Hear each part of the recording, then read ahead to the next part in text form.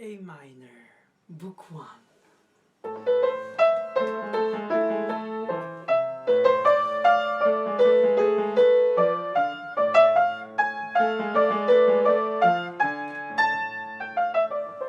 The first thing that you have to think here, imagine, cherish, bring out, and possibly overstate before you find the right balance of the elements, is the fact that he uses the harmonic minor and not the ascending minor melodic. Sharp 6, sharp 7, leading tone off. Or the natural, the descending minor with a flat 7 going down. But now he uses provocatively, I think, in the sense of emotional provocation. Perhaps the word is too strong, but the emotional affect, expression of pain, is that leap, the augmented second of the harmonic minor scale. But melodically. Normally it's harmonically melodizing the leading tone always to the tonic, therefore semitone, and the 6th degree being minor going to the 5th, because the 3rd and the 6th degree determine the tonality's mode. Minor 3rd, minor 6, major 3rd, major 6. And so you could do half and half, minor down, bottom 4 tetrachord notes, in Greek tetra 4, and major in the top, ton ton semitone. So half minor, half major, or then the harmonic minor, which by essence means that you harmonize. But by harmonizing, you don't harmonize the melodic pattern of flying all over the 6th degree to the 7th at 10 and a half, the gap. And if you do it melodically, as he does here, is that he chose it to be more mournful, more expressively painful. Now he doesn't say if it's tight, slurred, or whatever. I mean, it's not tight for sure. It could be slurred. But then if you do that for the regular triad,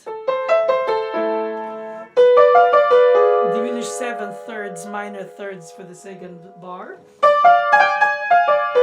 Now you have the F and the G sharp in this inversion combined melodically. So if he was to use the melodic ascending, now think outside of the box.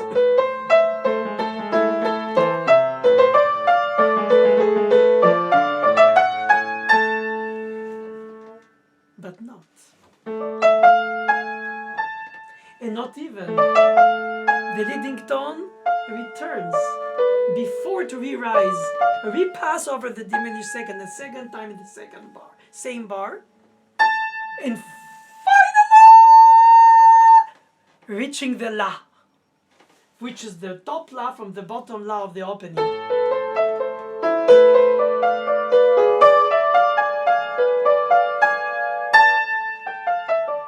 So it's a big rise of octave melodically on 4 bars of 9/8. Whenever the left hand is doing elaborate ostinato, but with neighboring tone and arpeggio of the 6/4 of the subdominant.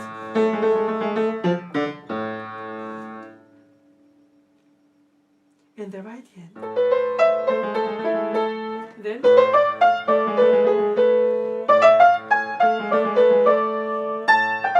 does it mean that the articulation should be the same on the triad, on the diminished, or on the augmented second one? All legato,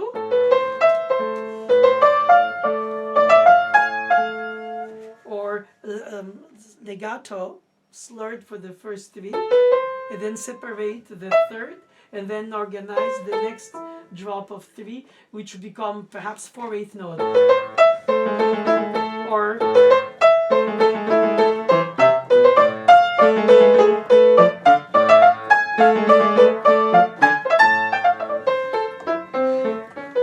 so the advantage of this sub-articulations is that it gives a character which can also enhance the tempo.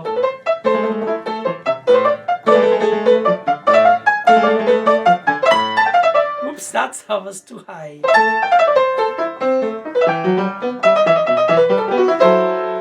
So yes, these are elements of reflection. How do I structure, organize my 4-bar phrase of 9/8? 1, 2, 7, 1. And then on the dominant, 1, 2, 5, 1 of E minor. And then the structure of the pattern of the transposition, modulation that goes through the sequence.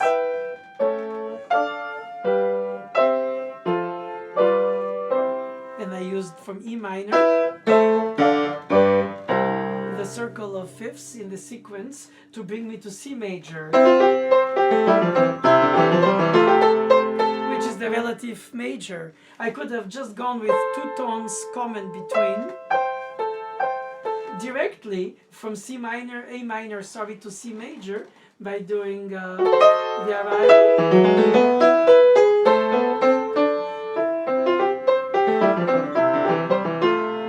Takes all these bars to make the sequence of events for the bridge.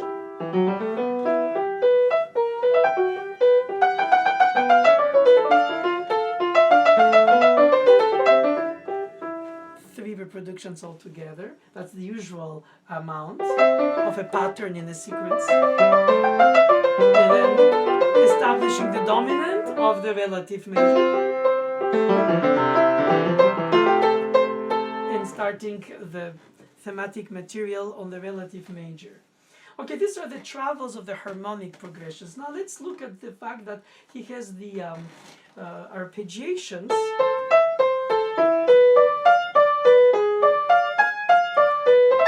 in equal eighth notes. And then he embeds a 16th note pattern of passing tone only in the first two and not on the next. He could have done each, some, or none, but he chose to do it on the first, and then,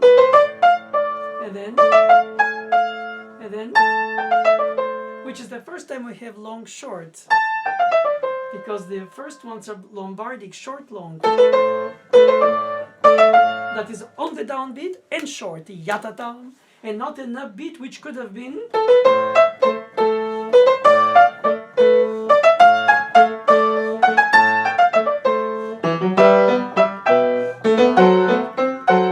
no, he starts on the downbeat with a short pompa. That's the what we call Lombardic rhythm pattern pulse, agogic impulse. It could have been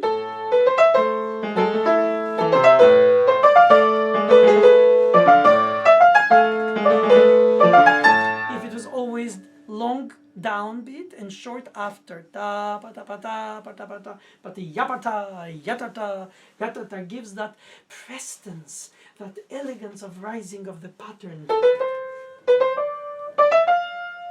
And the left hand, seemingly unrelated to all these pulse, harmonic and melodic choices of the right hand, almost as if neutral. And then same thing happens when the left hand picks up and the right hand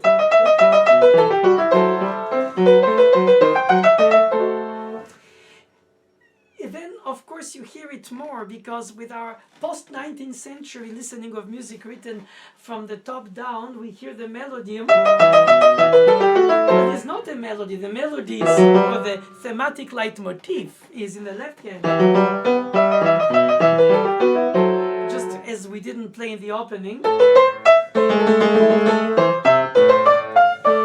So you would think there is a hierarchy that has to be applied to, for instance, following the different patterns of emotional expression that is embedded in this prelude's texture, compared to the texture of the book 2, which is the lament chromatic descending scale of the Chacon and Passacaglia.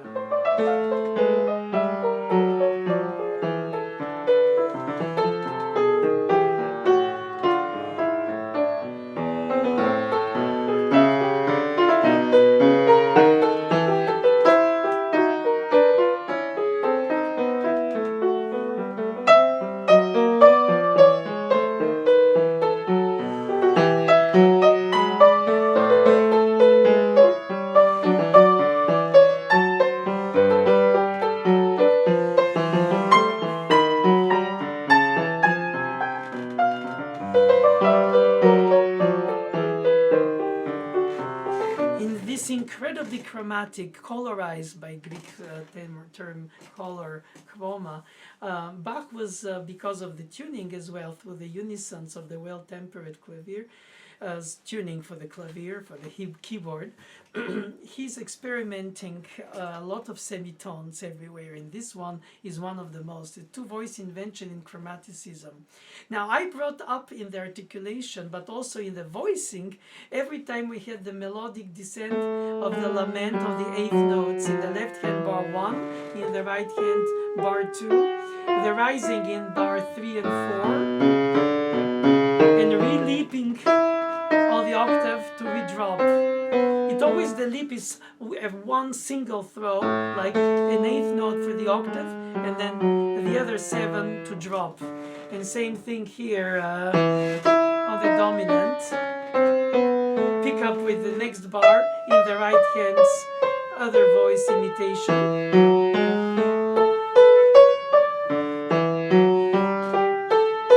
And again, the leap of the octave, and then dropping all these intervals. And what happens in between when those are played for the other part?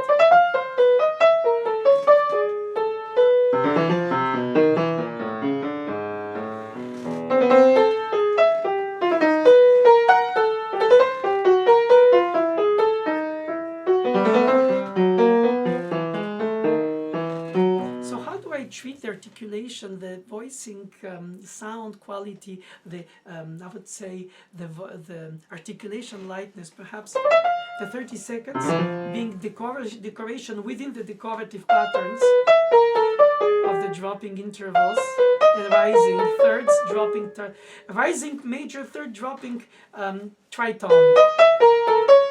Ta-da, ta-da, ti-da. Had two hands to play the same, but in fact it's a bundle of connected intervals. It's possible to sort of dual voice the single writing of the one of the two parts, in this case the right hand, and to bring the rising chromatic semi-step. Well, this last one doesn't. And then the other ones are the droppings. So do you bring more or more? They escape through the high,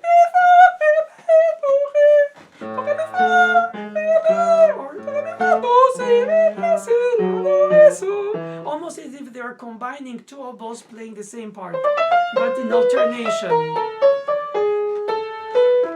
Or is it only a single voice?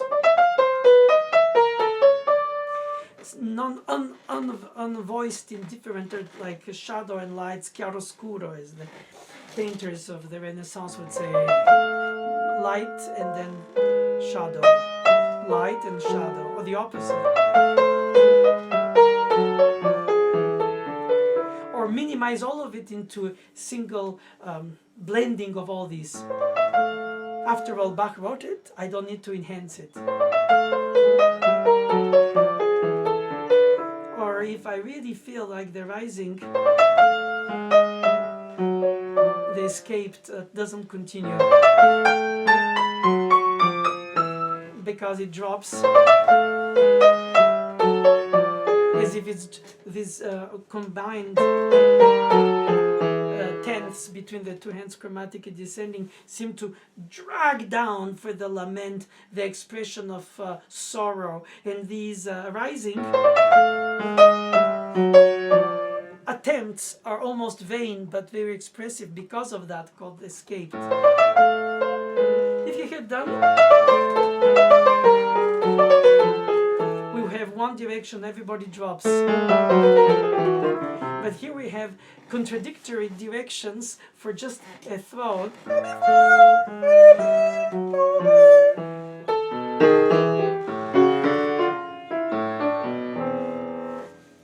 I mean, how do you choose choose what to do once you're aware of all these chromaticisms, of this direction of group of notes, which are decorative, which are thematic, like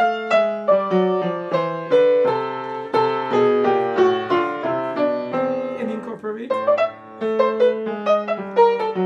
inside but softer. That's more organic. Or you realize that, okay, Naoumoff, too much. I just play just what it is.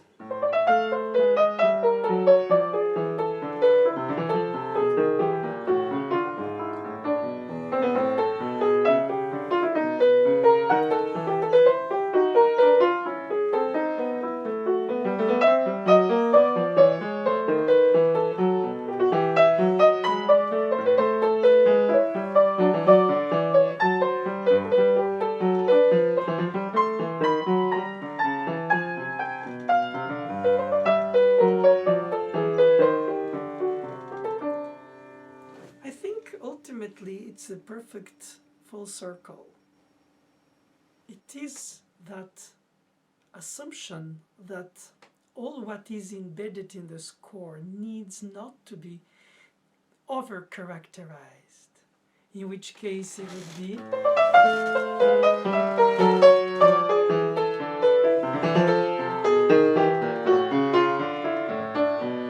and that's what is considered too romantic. Just because Chopin, when he writes, he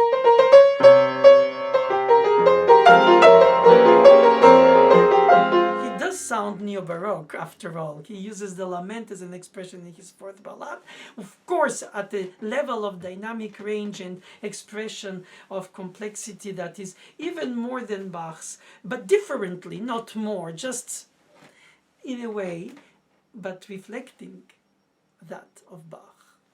And so when we play Bach, we cannot play him having reflected what Chopin reflected of Bach, because of course Bach didn't know about Chopin. And that is fine, because we do, but we have to be very careful to choose our level dosage of affects, of emotional expression that will bring, that we consider while learning about the stylistic facts and the general structure and construction of the piece and the genre that it's implying through this chromatic descent of the toccatas. Well, toccata is the touch, obviously, but it's not the genre. It's more of a free fantasia. But in this case, it's a lament, therefore it's either a chaconne, either a passacaglia, which really are alike.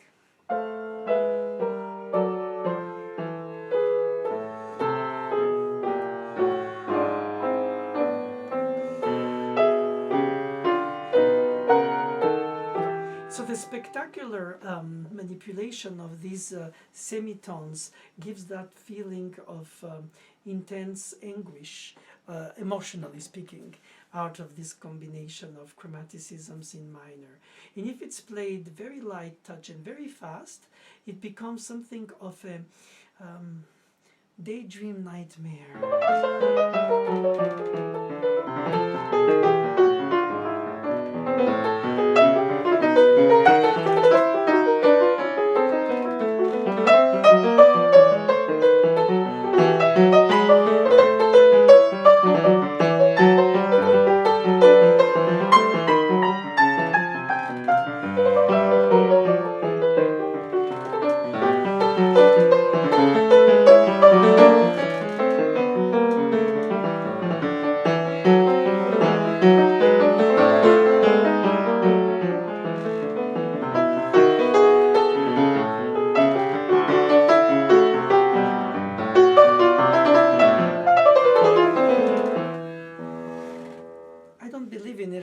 I try to be as convincing as possible. Perhaps I'll be able to, if I practice it, towards that direction, or then the opposite, more detailed, articulated, with a less fast tempo that gives me the time to embrace, express all these affects, to a certain extent perhaps overstated because detailed, but part of the expression of the whole, the micro in the macro.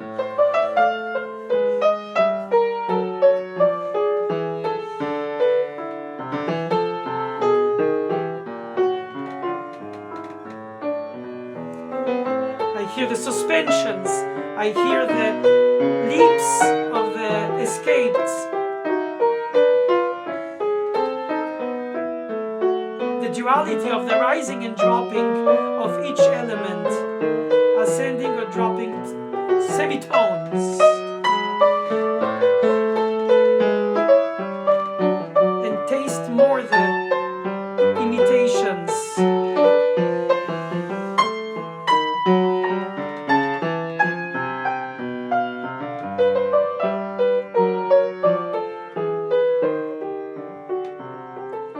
It's mysterious, ambiguous, but at the same time it gives you the room to imagine which are the meaning notes. And then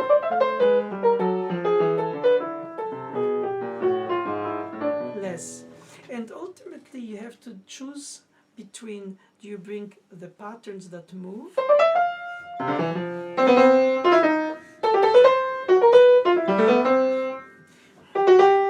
or the ones that are more static. I mean, they drop by nature because they don't repeat the note, but they have 8 notes, which are 2 or 4 times slower than the 32nds or the 16th notes to which they are opposed.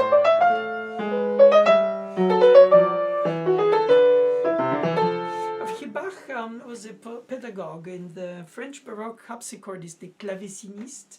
They used to notate way less than Bach on a score for the performer to, in fact, recompose the piece. Of course, it was inevitably within the time capsules genre style expectation, because that's what they practiced. In French, le bon goût, the good taste. They acquire it by their teacher, but they don't reproduce every note on the score. And so it could be that between Bach decides to write down exactly 1 out of the 4 beats has the 30 seconds tiny tirata, and the other beats don't. Now, that is, of course, his choice pedagogically to make you play and practice exactly what he wrote, with the meaning that he gave to it. But if not, in the Baroque tradition, you could add this kind of pattern of 30 seconds as passing tones on each beat eventually.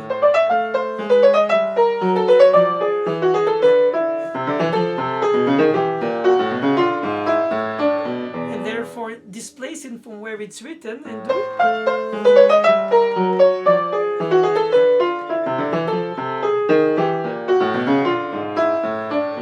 Then you can say, but professor, that means we can do anything we want with the score. No!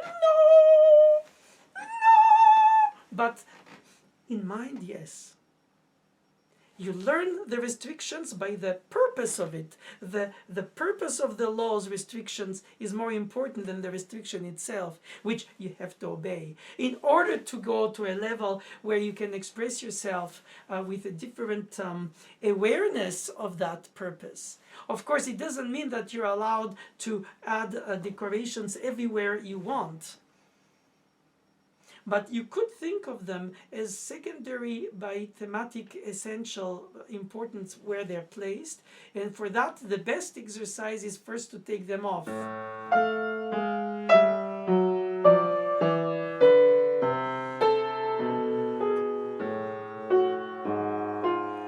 That was not right.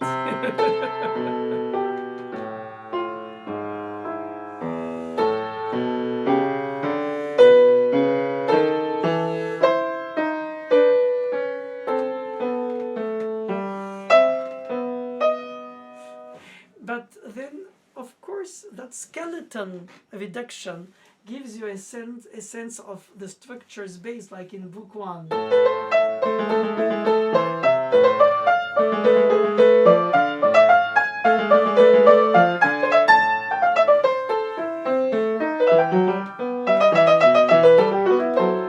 And you can say, so it's...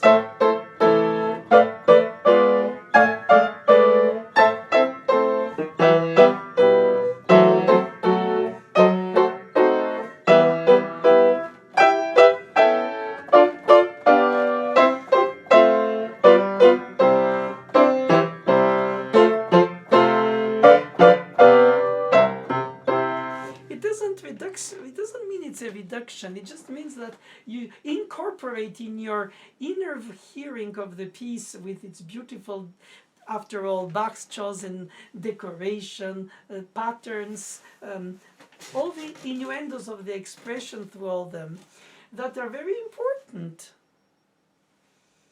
Why? Because they're his. It's not up to us to rechange the structure. But then we evaluate in a certain hierarchy of importance the passing tone compared to, just like in book 2 when we do a note.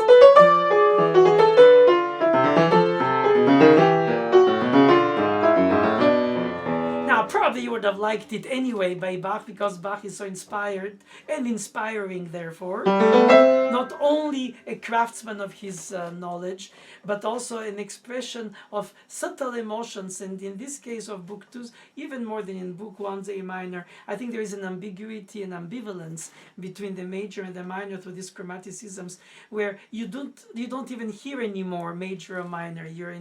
You're in an endless drop of semitones.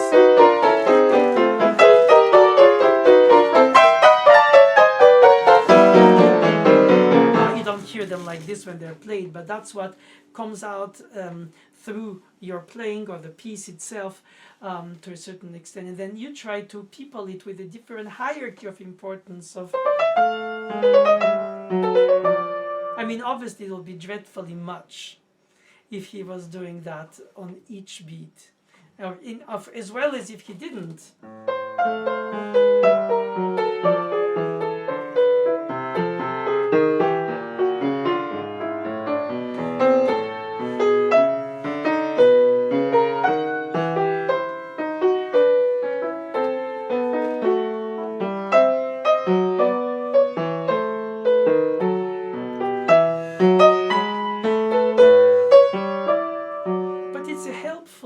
Tool to, every time you revisit even the piece, to go to the essence of it in terms of its structural construction, drive, flow. And then you people it with the elements that he wrote, with the conviction that it's meaningful to be where it is.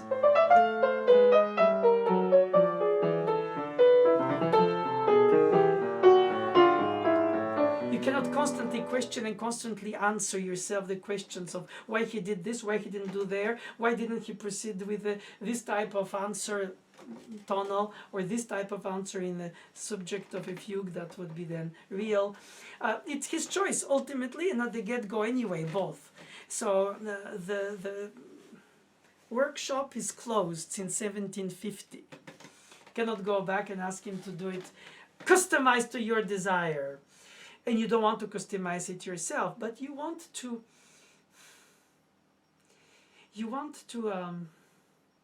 in order to choose the dynamic range and the tempo, you have to define all these elements: the genre, the details of the articulation, the direction of the line, the group of bars that constitute it, what is the meter and what is the general drive of the piece. And then it doesn't matter anymore once you know that if it's in 4/4, 7/8, 7/16, nobody hears the bars, thankfully, when you play. They just hear the flow of the elements. Of course, there are punctuations, breathing and restarts, but most of the time you hear this kind of consistent flow.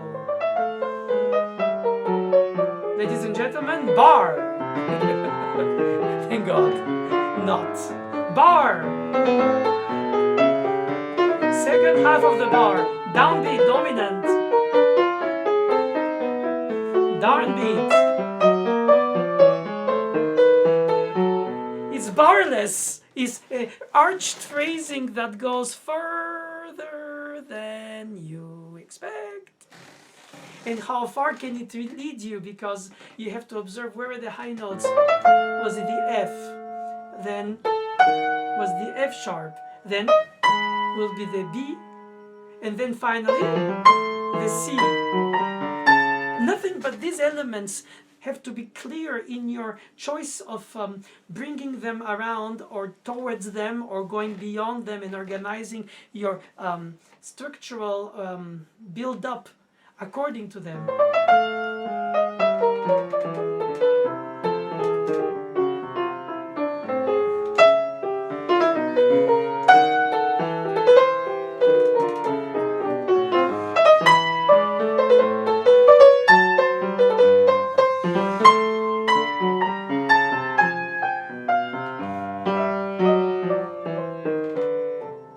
So yes, the highest note is C.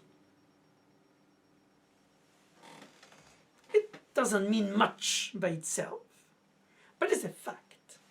And also, therefore, a way to organize the notes until before it and the leap into it with a scale as octave leap, and then the chromatic scale dropping by semi-step couldn't be closer. Like a big leap, small steps on the way down.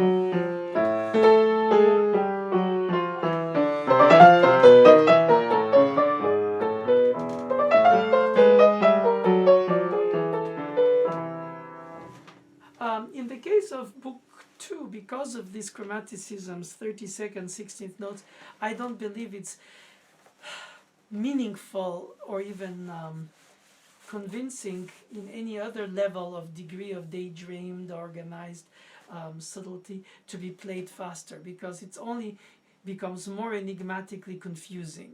Okay, it's part of its texture to be like that by his choice. Now, of course, that is your personal choice too, to go.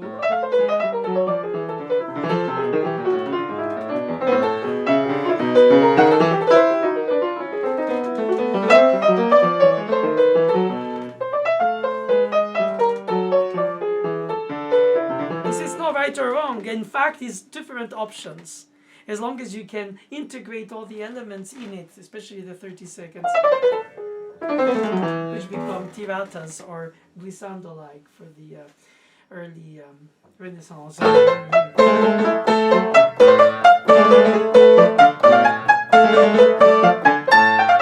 With this articulation of book 1, you make it dancey. With this articulation of book 1, you make it singing.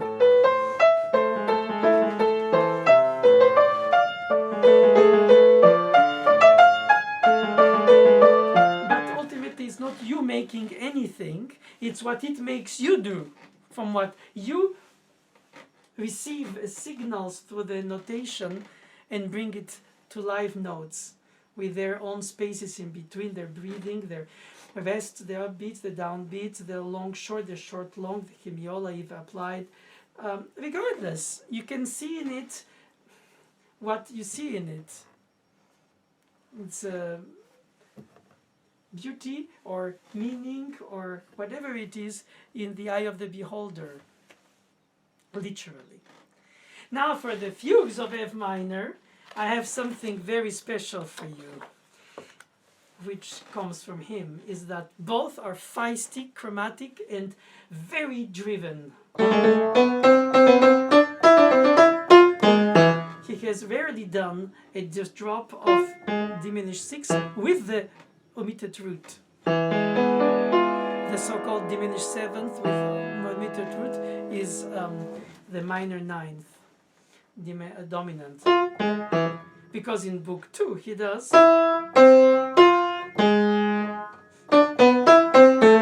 with the quarter notes and the 8th notes of the same pattern, and every time drops. And here in book 1, and he interrupts it and then has a slow sliding up.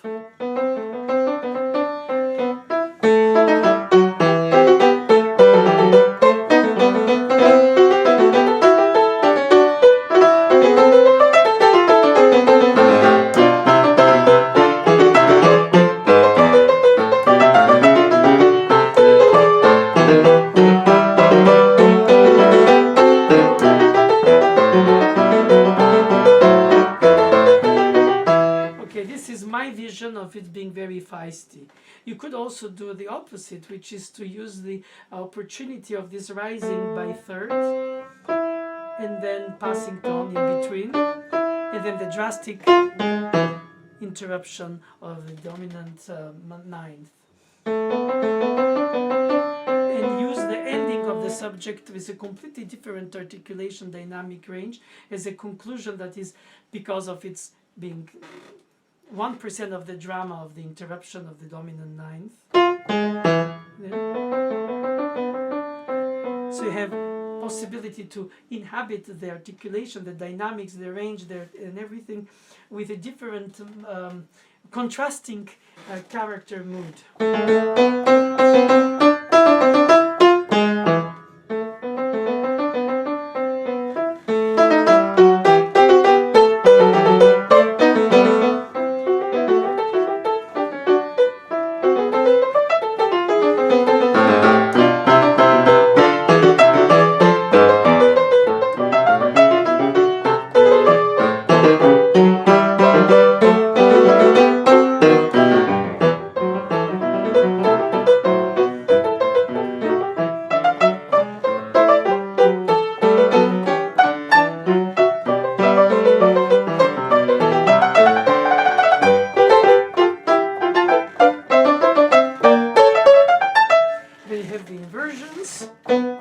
Compared to, of course, these elements are so complex, so intertwined, so polyphonically on the pianos, two hands and single brain.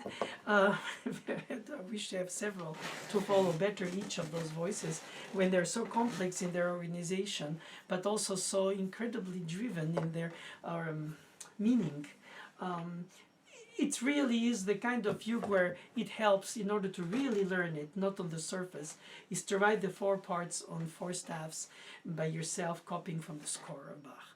Because the bunching of the up and down stems in both hands is just overwhelming. It becomes, sometimes you just play thirds. But they're not thirds, they are thirds by effect. But in fact, is the 4th voice entering with the answer, and the bottom thirds notes is the contra subject.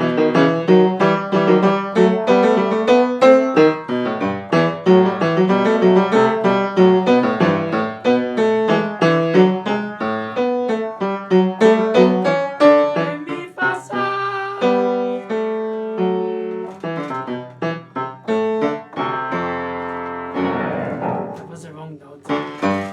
Sorry. But I still think that this is the only way to reach the heart of the texture, and then when you bring it all together, because after all you have to play it ultimately like it's written in all this glory of superimposed layers. I think that your reading, your synthesized brain, having synthesized rather the elements and the organization of them, will allow you to bring each of the voices to its reached point of whatever it is, punctuation or climax or restart of the subject or the answer, or then in the stretto in canonic ways, another type of imitations, inversions, retrograde rather, whichever, but there are many. And it's difficult to learn it as a piano piece, because then you play by the notes.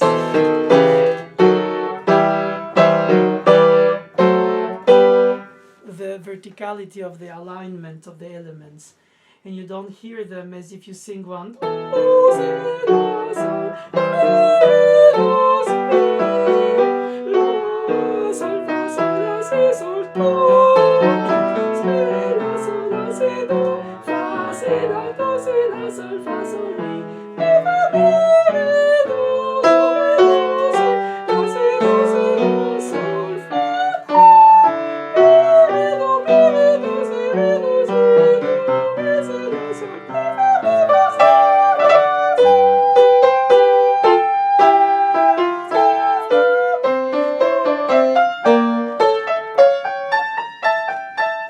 It doesn't work that way. I think you need to play it, the bass, the tenor, the alto,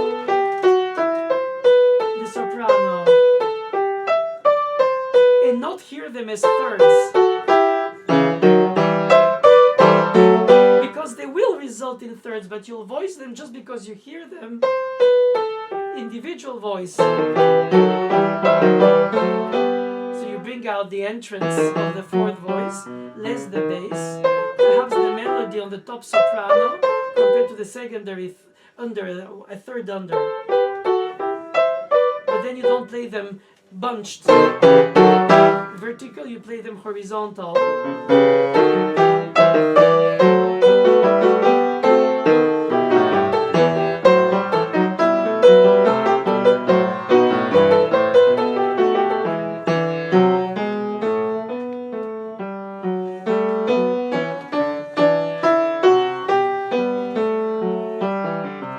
Cherish the inner voices.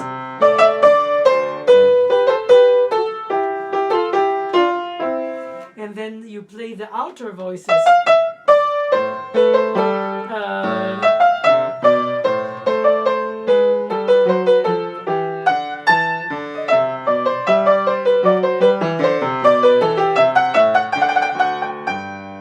Then only the inner voices.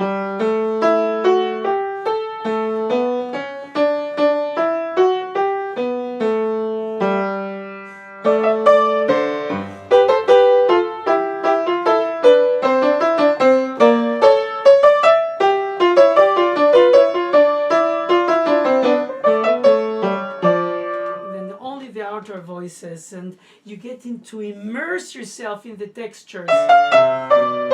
Try to have 1% of what he could have heard before he even composed it, let less when we try to bring it from the score to our fingers, to our hearts, smiles, or bewilderment, and our brain to synthesize the directions of everything happens at the same time so intensely.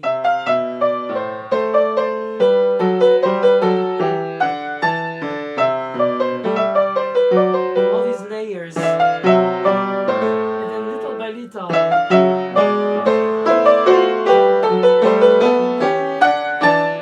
the contrary motions, the leaps of the inverted versions of the subject.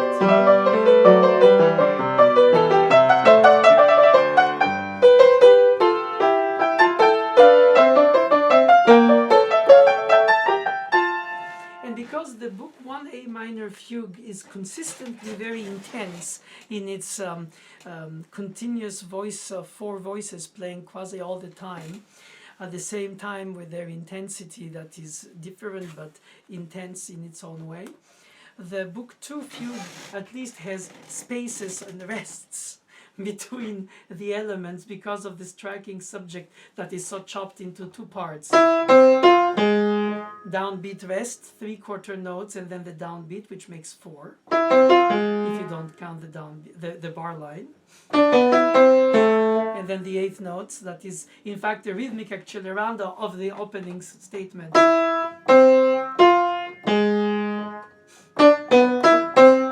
Which he answers.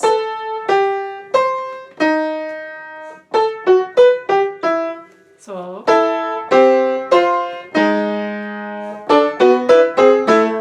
that is ludicrous, but it's fun.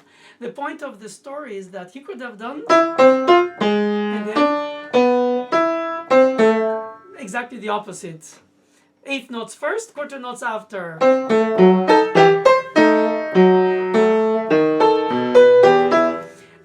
Okay, he did choose what he did, and we play what he did right. And what did he write for the contra subject? 30 seconds. Down and then up, down, up, down in the bridge. That's in the second voice after expressing the answer, that plays a contra subject for the third voice, which comes on the top. So you have this very big contrast between the thematic material of the subject and the answer in 1/4 notes and 8th notes, striking with leaps of diminished sevenths, striking with downbeats without them, because 1/4 note and 8th note. So the arrival point is the G sharp, the first downbeat, second bar, so sorry for this, the eighth notes also arriving on the next bar. So, and when you play, obviously for the tempo choice, you have to take in account the capacity of playing really fast, air legato, crisp, perhaps like this, 30 seconds, so that they don't become on the piano with the rich overtones of the instrument thick. They're decorative even if they're overstated because they're 8 for 1. And you have 8 notes for single quarter note, so inevitably the opening cannot be too fast in order to allow for the 30 seconds not to be too squished. So I would say that's a striking statement.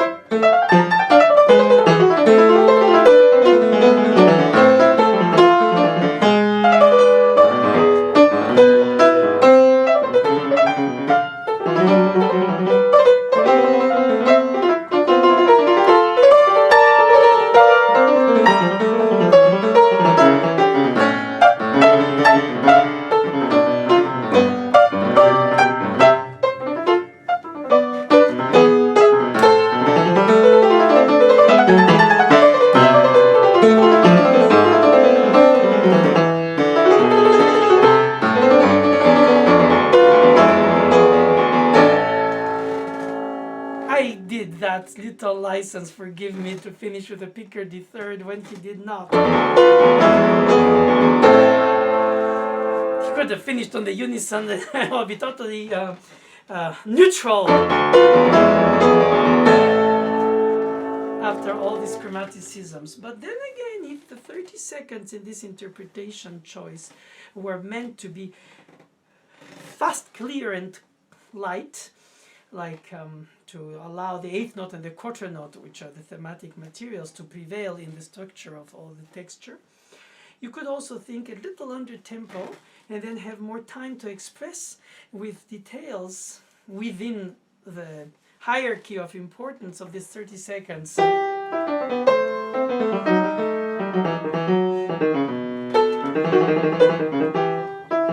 it's less effective, but more explanative. You explain better yourself.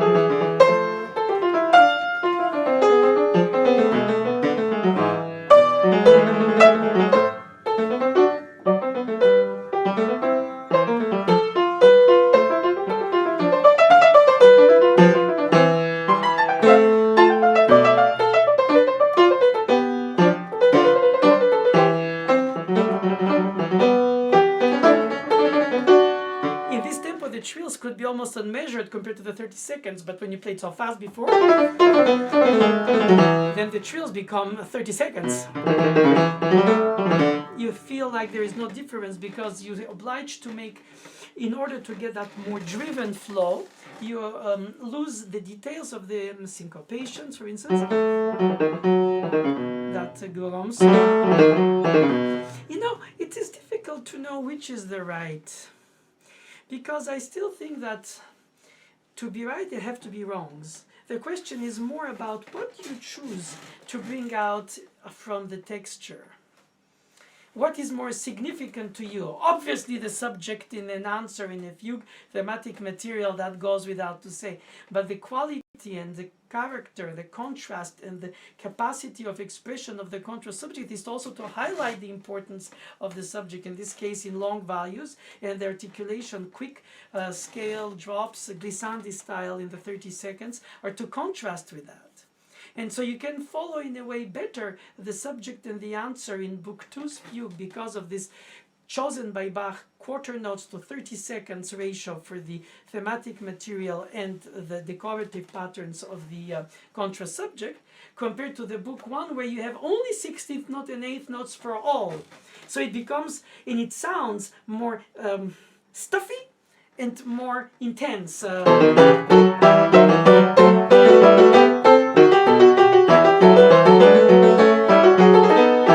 More steer.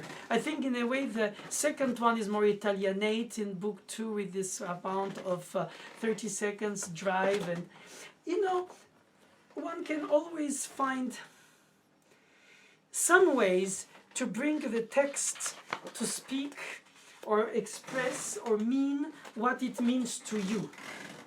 The question is, we try to dig what it meant to him, or through what he wrote, he wanted to get some kind of expression capacity of the performer, student, how to play the piece, through playing and learning the piece, how to organize polyphony, how to organize decorations, how to organize ornaments, and in tonalities in which they usually don't go because of the tuning system that is Zilberman's, his organ builder friend, who came to control best this system that allows to have unisons to the detriment of the perfect major thirds, if I may call them perfect, meaning larger by a comma or some semi-comma or whatever comma part.